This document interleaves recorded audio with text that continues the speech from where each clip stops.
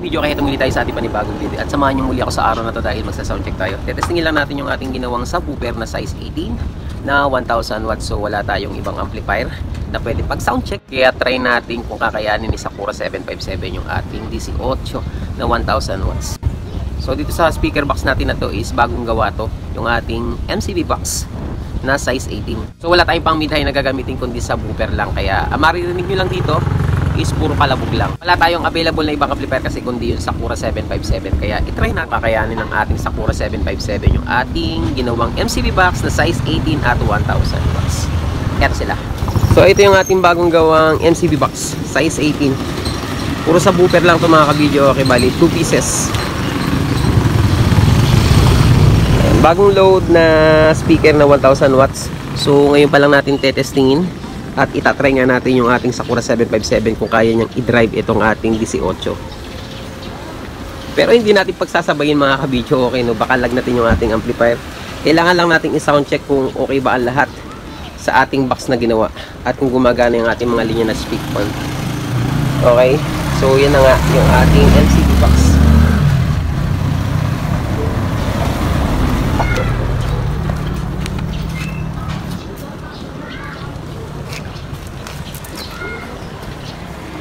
Wet look mga ka-video, okay.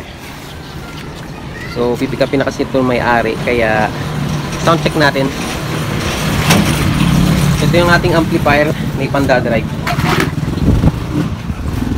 Itong amplifier na to mga ka-video, okay, is ginagamit natin sa ating video, okay. Okay, binaklas natin, nakita nyo naman, oh. Medyo may kalumaan na to kasi kinakalawang na siya. Sakura 757. Sound check natin. Pero isang channel lang yung gagamitin natin at isang speaker na subwoofer na 18 lang. Okay, para safe lang. Para mapakinggan lang natin kung okay ang lahat. Okay, linyahan na natin.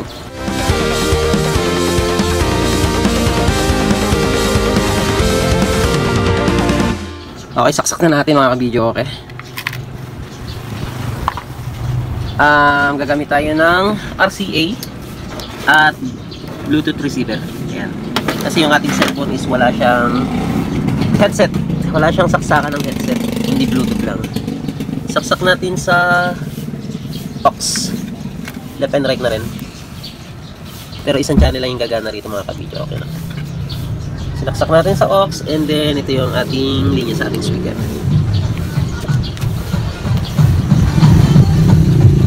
Switch on.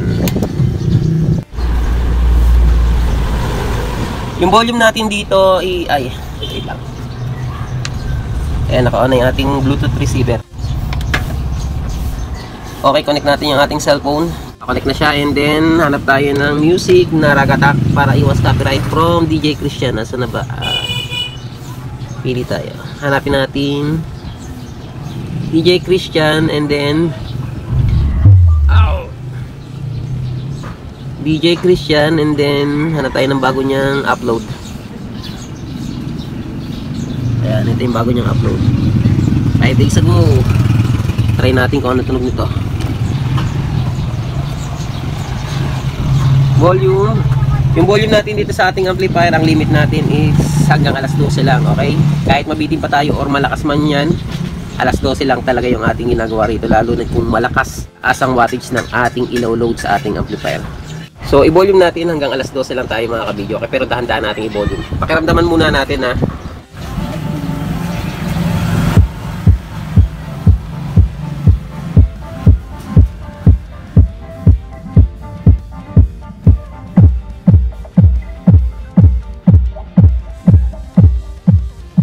lakas niya.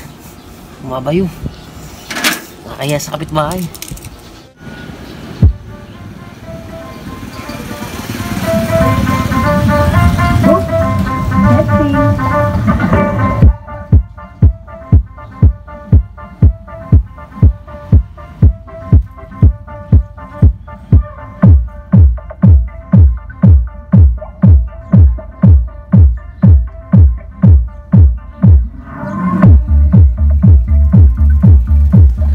Niya mga ka-video, okay.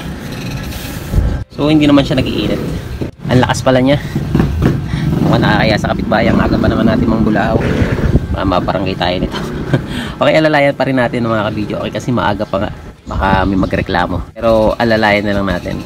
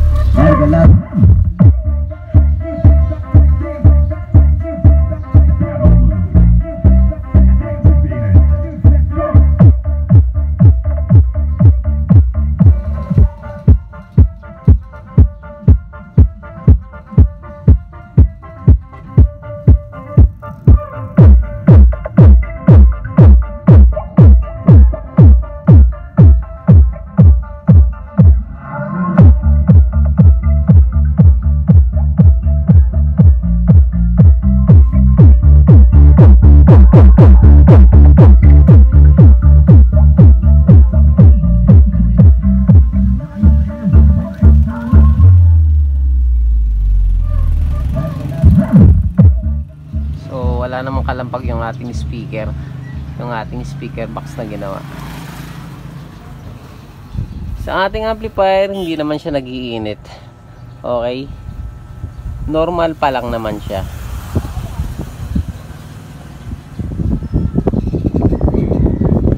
So testingin na rin natin yung isa nating speaker box kung okay siya.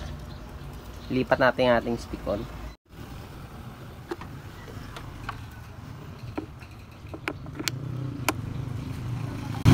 Testingin din natin kung okay yung ating speaker box, kung may sabit ba o may sayang.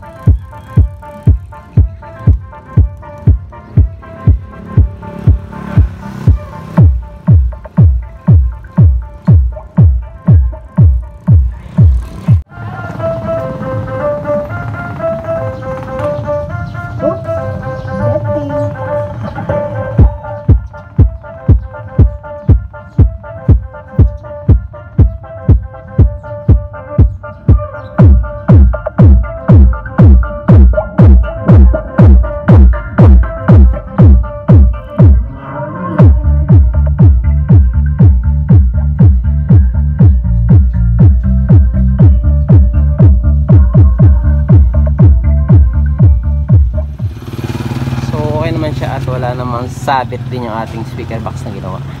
Okay, nalalaya lang natin kasi sobrang aga pa mga video, kaya sa ating kapitbahay sobrang nakakabulahaw tayo, kaya pasensya na sa ating mga kapitbahay. So sa ating amplifier, normal pa rin yung ating volume mga kabidyo. Okay, hanggang alas 12 lang talaga tayo.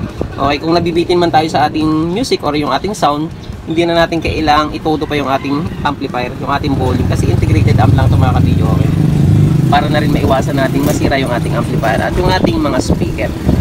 Okay, so gaganda pa yun mga kabidyo. Okay, kung gagamit tayo ng mixer at equalizer, mapapalambot pa natin yan. Kaya lang, wala tayong available na mga gamit ngayon, kaya hindi na natin nilagyan ng mixer at equalizer. So matitimpla pa natin yun kung sakaling gusto natin palambutin yung ating sounds sa ating subwoofer.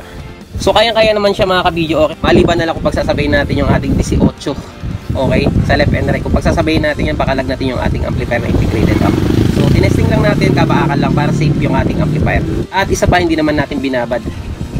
Okay, hindi natin pinatugtog ng matagal kasi nga mahirap nang lagnatin yung ating amplifier.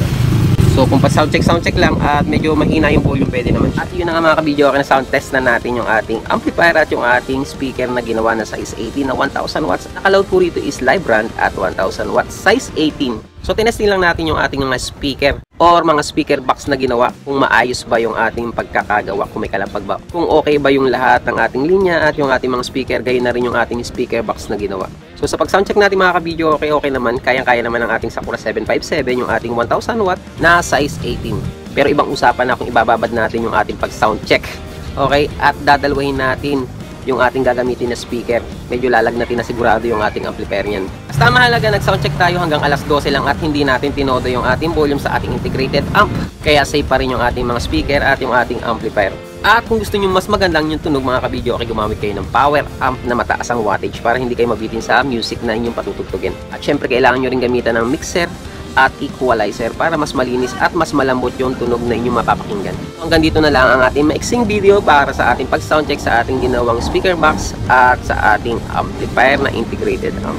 Hanggang dito na lang at maraming salamat. Sana nakatulong yung video natin ngayong araw na to para sa ating mga kabidyo. Okay natin dyan ang mga nagbubuo ng mga speaker. At sa mga hindi po nagsasubscribe or follow sa ating YouTube channel, gayon din sa ating Facebook page, subscribe na po kayo and notification bell, idami nyo ng mga kabidyo, okay, para lagi po kayong updated sa ating mga ginagawa mga video, and paki-like and share nyo na rin po kung nagustuhan nyo ang ating mga video. At hanggang dito na lang at maraming salamat at hanggang sa muli.